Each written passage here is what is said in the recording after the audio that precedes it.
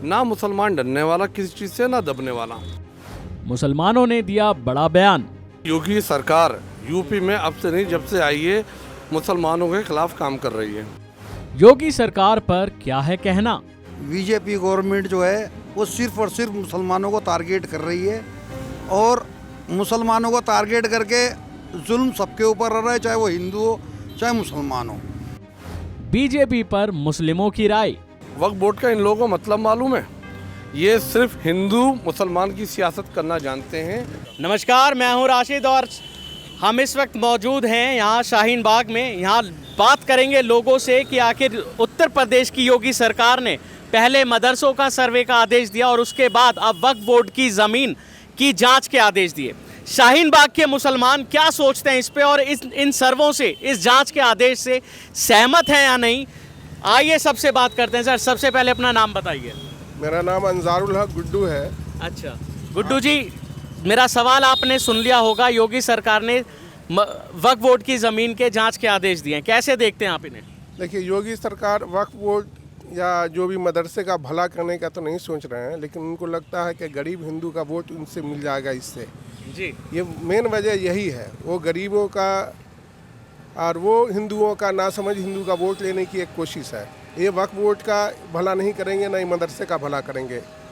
ये हिंदुओं के सेंटीमेंट से खेल रहे हैं। मुसलमानों के सेंटीमेंट को उजागर करके हिंदुओं के सेंटीमेंट का वोट लेना चाहते हैं।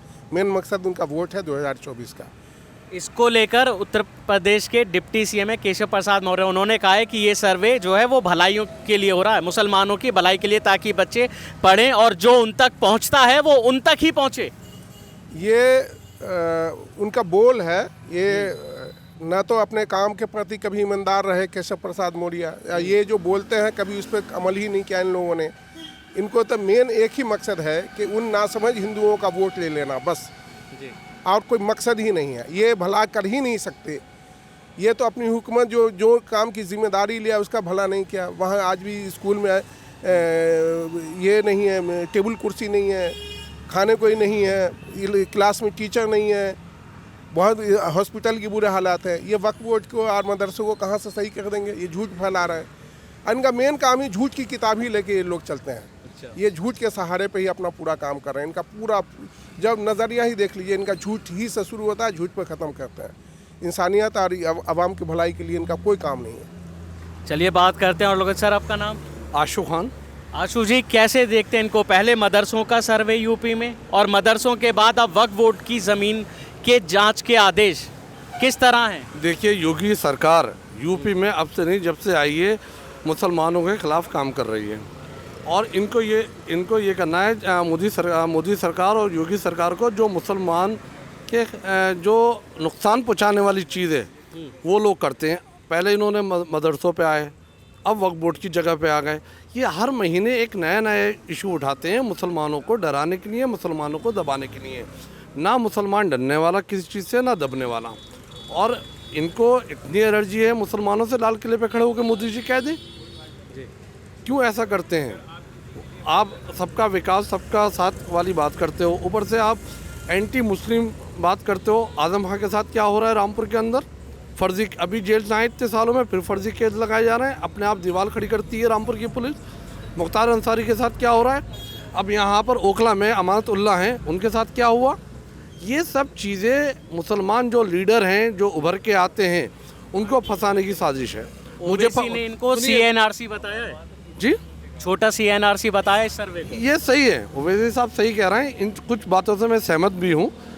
ये जो भी मुसलमान अपनी बात कहता है उसको दबाने की कोशिश करते हैं।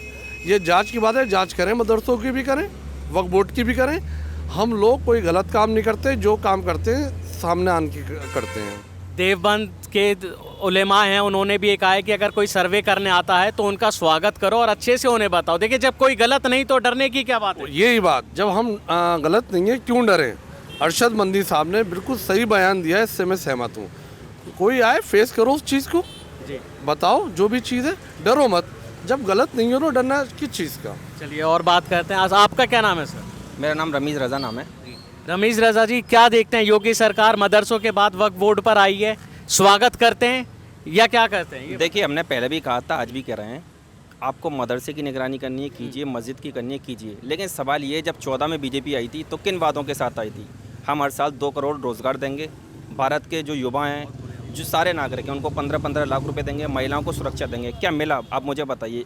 अगर बीजेपी ये चीज़ देखकर खुश हो रही है कि हम मुसलमानों को टारगेट कर रहे हैं तो मैं कहूँगा देखिए हमें कोई दिक्कत नहीं है, आप जिसकी निगरानी करना चाहें करिए, लेकिन आपने जिस शर्मा जी के बेटे का वोट लिया है, जो शर्मा जी का लिया उनके बेटे को नौकरी दीजिए, जो दुबे जी जिन्होंने आपको वोट दिया उनके बेटे को रोज़गार दीजिए, चौबे जी जिनकी बेटी ने आपको वोट दिया उनको सुरक्षा दीजिए। मुसलमानों की आप फिक्र मत कीजिए। मुसलमान सिर्फ अल्लाह से डरता है, किसी सरकार से नहीं डरता, ना किसी संगठन से डरता है।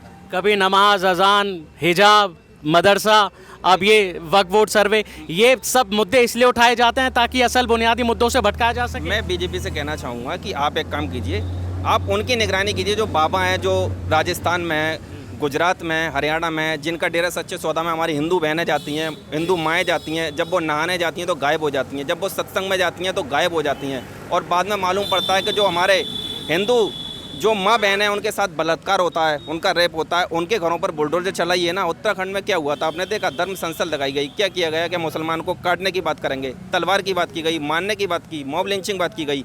प्रधानमंत्री जी, राष्ट्रपति जी बताएं कितने लोगों के घर बुलडोजर चला? सिर्फ मुसलमान को टारगेट करेंगे आप? नहीं हो सकता ऐसा। मुल्क में डेमोक्रेसी है, डेमोक्रेसी किसी भी मज़हब के आधार पर किसी पर कार्रवाई करने की इजाज़त नहीं देती।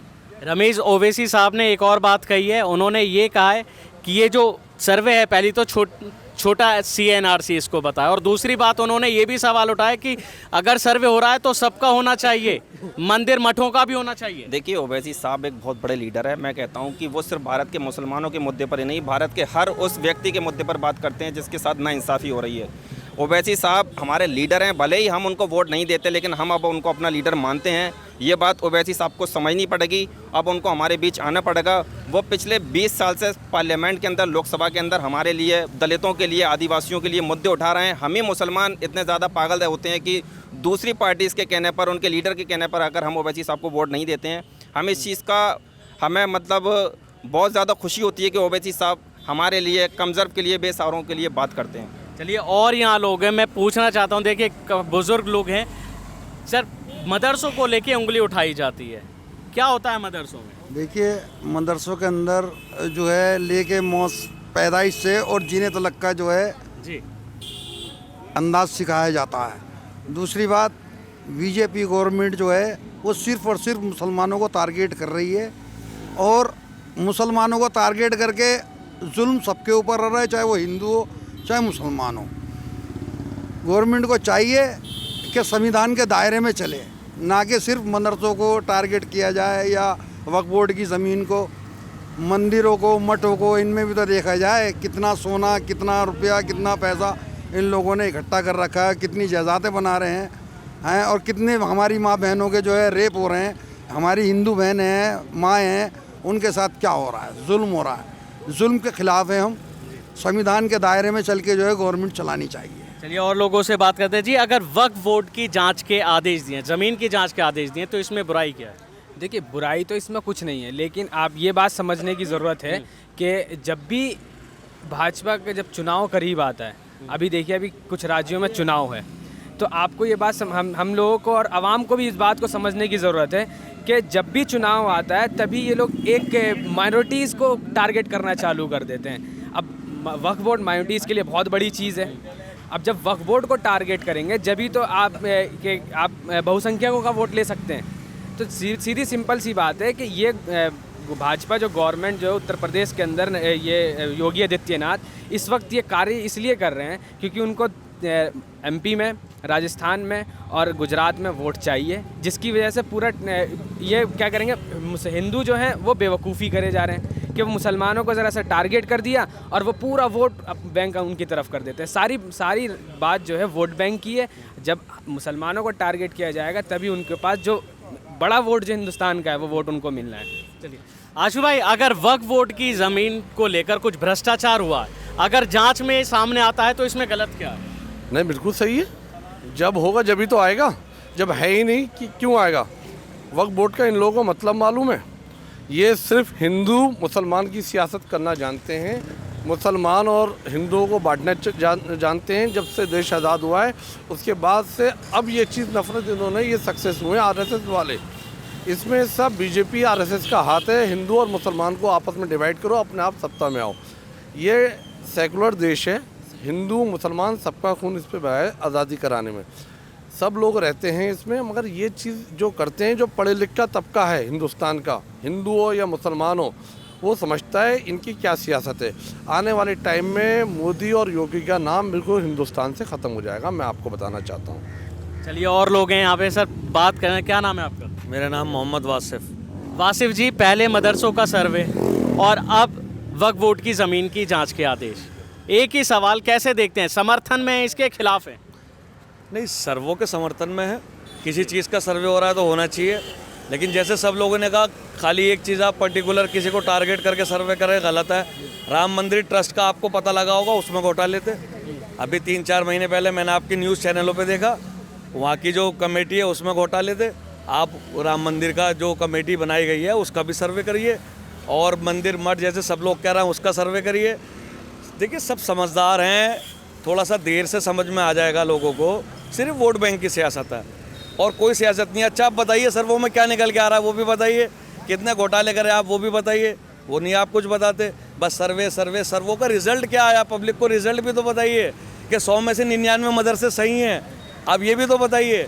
ये वो नहीं बताते, बस 100 मदरसों का सर्वे करा, 100 मस्जिदों का सर्वे करा, एक आदमी गलत। आप ये तो बताइए 99 सही, 99 सही नहीं इन्हें बताने, इन्हें गलत बताना है और चैनलों को ये गलत चलाना है। तो अच्छा, बार बार ये मुद्दे उठते हैं, कभी अजान का मुद्दा उठता है, कभी नमाज का मुद्दा उठता है, कभी हिजाब का मुद्दा उठता है और अब मदरसों का। कैसे देखते हैं एक के बाद एक मुद्दे? देखिए सर, जब तक इन मुद्दों पे इन्हें वोट मिलता रहेगा ये मुद्दे उठते रहेंगे। तो महंगाई, बेरोजगारी, गरीबी, ये मुद्दे कहाँ जाएंगे? ये तो सर मैं कहना चाहूँगा मीडिया से भी इन मुद्दों को जो है हाईलाइट करें। मैं तो पीछे 8 दिन मैंने चीता देखा, उससे पहले हिरन देखे, तो ये तो हम लोगों को मिलके उठाने पड़ेंगे ना सर। और आप बताते हैं कि चौथा स्तंभ हो हमारे देश का, तो आप लोगों को मजबूत होना पड़ेगा ना सर। चौथा स्तंभ मजबूत नहीं होगा तो कुर्सी डिसबैलेंस हो जाएगी। ये मुद्दे जब तक उठेंगे, जब तक इन पर वोट मिलेंगे और ये मुद्दे उठते रहेंगे। चलिए, ये थी यहाँ के लोगों की राय, जिन्होंने खुलकर अपनी बात रखी कि मोदी कि योगी के इस आदेश को वो कैसे देखते हैं। मदरसों के बाद जो वक्फ बोर्ड की ज़मीन के जांच के आदेश जो उन्होंने दिए हैं, इस पर लोग क्या सोचते हैं, उसका समर्थन करते हैं और अपनी राय उन्होंने खुलेआम बेबाक उन्होंने रखी। कैमरामैन फुरकान के साथ राशिद, दिल्ली, वन इंडिया हिंदी।